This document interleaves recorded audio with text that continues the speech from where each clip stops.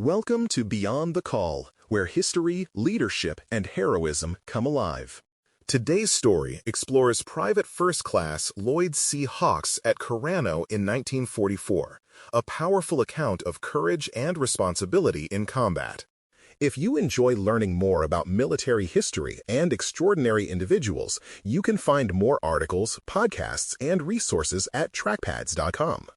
On a winter afternoon in Italy, in a field of mud and shell craters near the village of Carano, his choices under fire would turn a bleak scene of wounded men in no man's land into a story remembered for generations. The battle around Carano unfolded as part of the struggle to hold the Anzio beachhead, where Allied forces had pushed inland but now faced fierce German counterattacks. Infantry units dug shallow positions into flat, exposed ground, broken only by ditches and the torn earth of recent explosions. Machine guns swept the open spaces with long bursts, while mortar rounds crashed in with a rhythm that kept men pressed low in their foxholes. In that environment, even lifting a helmet above the lip of a position could draw fire. It was into this harsh landscape that Hawks and the soldiers of his company settled, knowing that sooner or later someone out there would call for a medic. The crisis began when two riflemen fell wounded in the open ground between the American and German lines, just yards from enemy positions. Their cries carried back to their comrades, but every attempt to reach them triggered a fresh storm of bullets. A medic who tried to go forward now lay wounded in a shallow ditch partway across the field. Another pair of riflemen had been driven back before they could cover even a fraction of the distance. From the relative shelter of the company's line, it was painfully clear that anyone who moved across that field might not come back.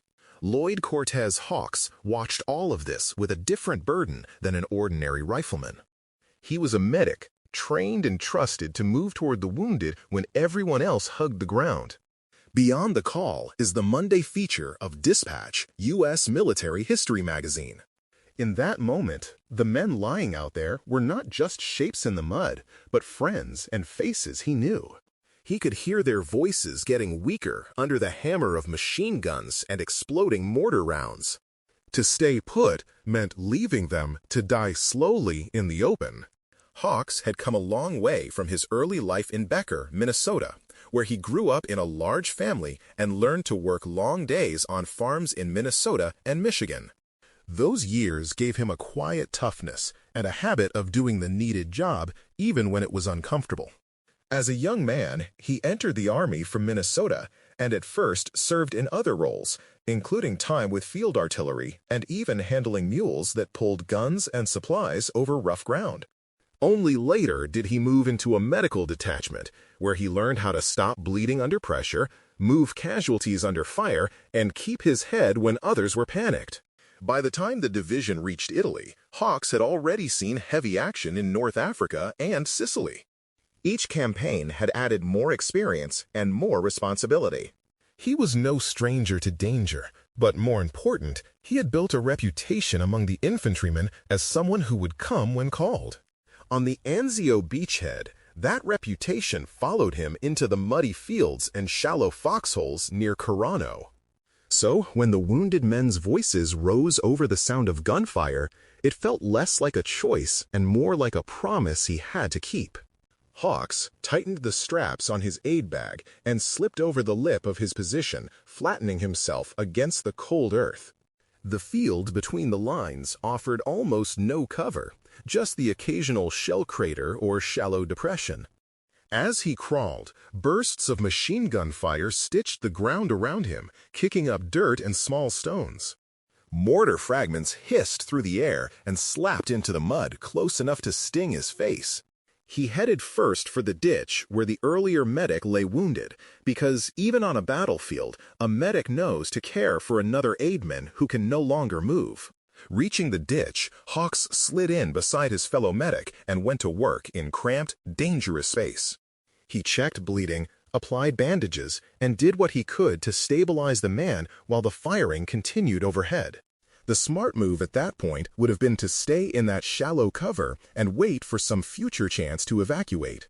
He knew, though, that the two riflemen lay farther out with no protection at all, and with their lives draining away with each minute. Once he had done what he could for the wounded medic, he prepared himself to leave even that small shelter. When Hawks crawled back out of the ditch toward the first rifleman, he was moving across roughly 50 yards of exposed ground that the enemy had under direct observation. Partway across, a burst of fire punched through his helmet and knocked it from his head, stunning him and leaving his skull suddenly bare to the sky. As the helmet lay on the ground, more bullets tore through it, leaving it riddled with holes that showed how close death had come. Hawks pressed himself tighter to the earth, gathered his senses, and kept crawling. At last, he reached the first casualty and began the familiar work of checking wounds and applying bandages under unbearable conditions. With the worst bleeding controlled, Hawks gripped the wounded man by his gear and began to drag him toward a shallow fold in the ground that offered a hint of cover. The process was slow and punishing, every pull exposing both men to renewed bursts of fire. Dirt spat into their faces as bullets struck around them, and mortar blasts rocked the earth as he dragged the soldier roughly 25 yards to the small depression. There, he positioned the man so that the ground itself gave at least some shelter from direct fire. His own breathing was ragged, and his body ached, but the second casualty still lay ahead. Turning back toward the enemy lines, Hawks crawled once more into the open. This time, the German gunners had already seen what he could do, and their fire followed him relentlessly. Reaching the second wounded rifleman, he again began first aid, working as quickly as skill allowed. A burst of machine gun fire shattered his right hip, sending a surge of pain through his body and pinning him momentarily to the ground. A second burst smashed into his left forearm, leaving it badly broken and nearly useless. Most people would have stopped there, and no one would have blamed him. Instead, Hawks forced his mind back to the task in front of him. With one good arm and a body that screamed in pain, he finished bandaging the second casualty and prepared him to be moved. Then, bracing himself against the agony in his hip, he began to drag the man back across the same deadly ground. Inch by inch he pulled, using what strength remained to haul the soldier toward the depression where the first wounded man lay. Automatic weapons and mortars still raked the field, but he did not stop until both of his patients were as sheltered as the terrain allowed. The official Medal of Honor citation later captured these moments in formal words like conspicuous gallantry and intrepidity at risk of life above and beyond the call of duty. Those phrases can sound distant until they are connected to the picture on the ground. Above and beyond meant moving across open fields again and again after other rescuers had already fallen or been driven back. The hail of machine gun bullets and flying mortar fragments was not a figure of speech, but a description of fire so close that it tore through a helmet that had just been on his head. The distances mentioned in the citation measured not only yards of ground, but seconds in which the smallest change in aim could have ended his life. When we ask why it mattered, the answer begins with the two men whose lives he preserved in that muddy field. Without Hawks, they almost certainly would have died where they fell, beyond the reach of ordinary help. Saving them also preserved a little more strength for a rifle company that was already stretched thin on a dangerous beachhead.